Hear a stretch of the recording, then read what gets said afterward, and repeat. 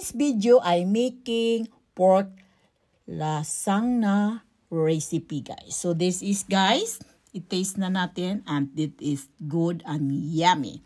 First we are going to do oil, onion, garlic, 600 gram minced pork, and then it going to brown color. I add lasagna spices and then continue to stir fry guys until it become the spices, mix all this together guys. Only it to fry almost 10 minutes. Now that is it. Nag-additional akong 600 deciliter water, ay milk and 5 deciliter water. So nag-additional na akong carrots guys. It depends guys, that is optional, but if you don't want to mix a carrot, it depends guys. For me, I like carrots or corn. So now that is ready to make it the lasagna in the glass form. So I have a glass form.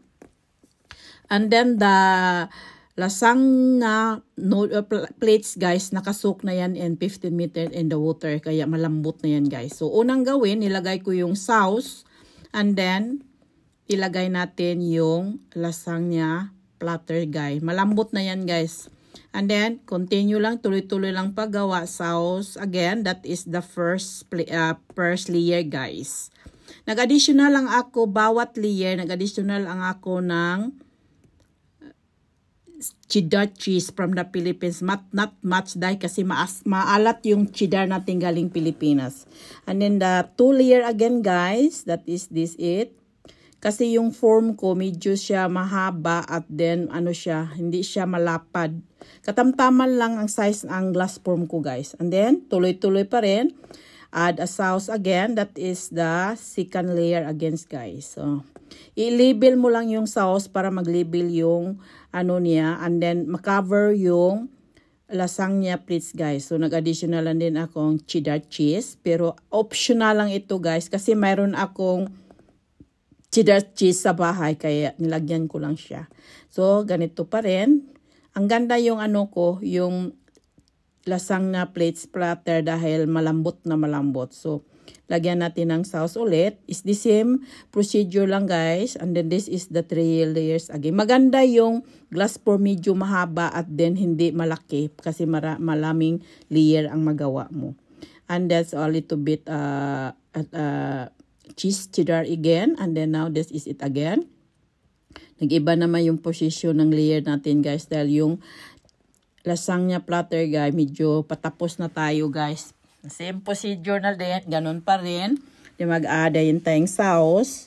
Maraming sauce ang ginawa ko kasi makaber lahat. Masarap din pag masauce yung ano mo, yung lasagna. Pero pag makinubukasan na ito, talaga siyang mag-form, talaga siya. Ang sauce niya medyo na maano siya. Medyo mag-form na talaga siyang lasagna. At ito the last na yung lasagna plates platter guys. And then the last sauce.